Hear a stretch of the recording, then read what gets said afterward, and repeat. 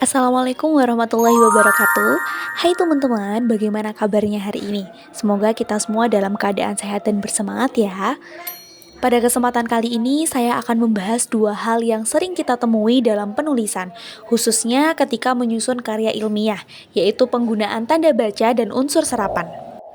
Meskipun terlihat sederhana, dua hal ini sangat menentukan apakah tulisan kita mudah dipahami atau justru membingungkan.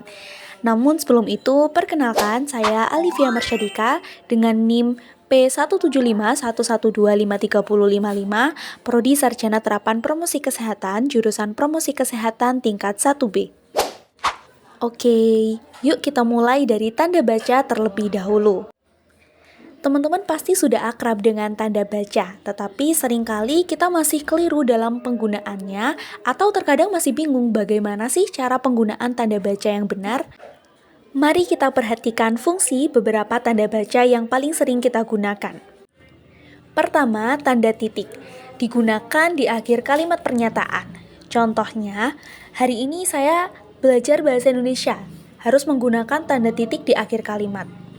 Kemudian yang kedua, tanda koma, berfungsi untuk memisahkan unsur dalam perincian atau bagian kalimat. Contohnya, saya membeli buku, pensil, dan penggaris. Ketiga, titik koma. Tanda ini agak jarang dipakai tetapi berguna untuk memisahkan bagian kalimat yang setara dan sudah mengandung koma. Contohnya, ayah bekerja di kantor, ibu di rumah, saya di sekolah. Yang keempat, titik dua. Biasanya digunakan sebelum perincian atau penjelasan. Contohnya, ada 3 warna favorit saya, yaitu merah, biru, dan hijau. Selanjutnya, ada tanda tanya dan tanda seru. Tanda tanya digunakan di akhir kalimat tanya. Misalnya, apakah kamu sudah makan? Harus menggunakan tanda tanya di akhir kalimat. Sedangkan tanda seru dipakai untuk perintah atau ekspresi emosi kuat. Misalnya, hati-hati di jalan ya. Yang selanjutnya yakni tanda petik. Tanda petik biasanya digunakan untuk mengapit kutipan langsung. Contohnya, ibu berkata, belajarlah dengan rajin. Kemudian yang ke-8, tanda kurung. Tanda kurung berfungsi untuk menyisipkan keterangan tambahan. Contohnya, peraturan itu berlaku sejak tahun 2005. 2005 ditulis kembali menggunakan huruf dan diletakkan di antara tanda kurung untuk menambahkan keterangan sekaligus memperjelas maksudnya. Selanjutnya yakni tanda hubung. Tanda hubung dipakai untuk menyambungkan suku kata atau kata ulang. Misalnya, anak-anak, 15, sehari-hari, dan lain-lain. Dan yang terakhir, tanda pisah. Tanda pisah digunakan untuk memberi penjelasan tambahan. Contohnya, kemerdekaan bangsa kita yang diperjuangkan dengan pengorbanan sangat berharga. Nah, kesalahan umum apa aja sih yang sering muncul ketika menggunakan tanda baca dalam karangan ilmiah? Yang pertama, meletakkan koma setelah subjek. Misalnya, mahasiswa menulis laporan, seharusnya tanpa koma. Yang berikutnya, menyalahgunakan titik dua setelah kata penghubung, seperti karena itu kita harus belajar. Seharusnya tanpa titik dua, tapi menggunakan atau bisa digantikan dengan koma. Kemudian yang terakhir, menggunakan tanda seru berlebihan dalam tulisan ilmiah, padahal sifatnya seharusnya formal. Selanjutnya, kita masuk ke unsur serapan. Apa sih unsur serapan itu?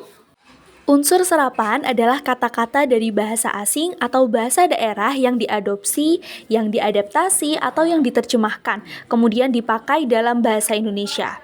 Dalam penyesuaiannya ada 4 proses utama, yakni yang pertama adopsi, yaitu kata asing dipakai apa adanya, tanpa perubahan ejaan maupun lafal, karena sudah sesuai dengan kaidah bahasa Indonesia.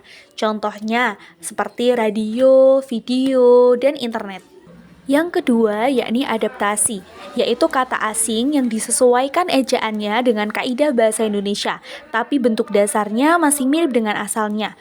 Contohnya, television menjadi televisi, filosofi menjadi filsafat.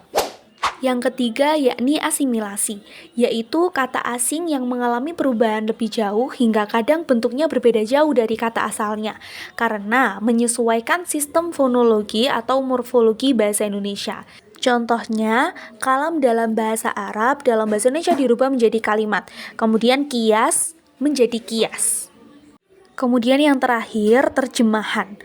Translation loan atau terjemahan penuh, yaitu kata atau istilah asing yang diterjemahkan maknanya ke dalam bahasa Indonesia, bukan bentuk katanya. Contohnya, software menjadi perangkat lunak, download menjadi unduh, greenhouse menjadi rumah kaca. Mari kita lihat beberapa contoh kata serapan dalam bahasa asing. Dari bahasa Arab yaitu kitab, hakim, dan dunia. Dari bahasa Inggris yaitu internet, komputer, dan stres. Dari bahasa Belanda yaitu kantor dan handuk. Dari bahasa Sanskerta yaitu desa, pustaka, bahasa, dan masih banyak lagi lainnya. Lalu, bagaimana kaidah penulisannya menurut Puebi yang baik dan benar? Dalam Pedoman Umum Ejaan Bahasa Indonesia atau Puebi, penulisan unsur serapan diatur agar sesuai dengan kaidah ejaan bahasa Indonesia. Prinsipnya ada dua pola penyesuaian, yakni yang pertama, penyesuaian utuh, langsung dipakai tanpa perubahan. Kata serapan tetap memakai bentuk aslinya karena sudah sesuai dengan kaidah ejaan bahasa Indonesia. Contohnya, internet, video, radio. Kemudian yang kedua yakni penyesuaian ejaan, asimilasi, dan adaptasi. Kata serapan diubah ejaannya agar sesuai dengan sistem tulisan bahasa Indonesia. Beberapa aturan yang berlaku yakni PH menjadi F. Contohnya, filosofi menjadi filsafat. Kemudian CH menjadi K. Contohnya, chemistry menjadi kimia. Kemudian TH menjadi T. Contohnya, teori menjadi teori. Kemudian X menjadi KS. Contohnya, taksi menjadi taksi. Kemudian C dalam bahasa Latin atau Inggris menjadi K atau S. Contohnya, culture menjadi kultur atau akses menjadi akses. Kemudian ki dari bahasa Arab dipertahankan sebagai ki bila masih kuat nuansa keagamaannya atau istilah khusus. Contohnya Al-Quran ataupun Qori. Nah, kemudian diubah menjadi ka bila sudah menyatu dalam bahasa Indonesia.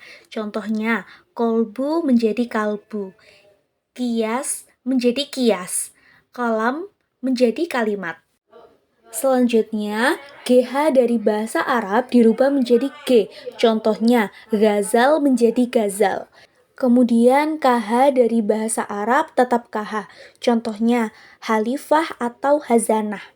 Kata asing yang sudah baku harus ditulis sesuai ejaan baku, bukan bentuk aslinya.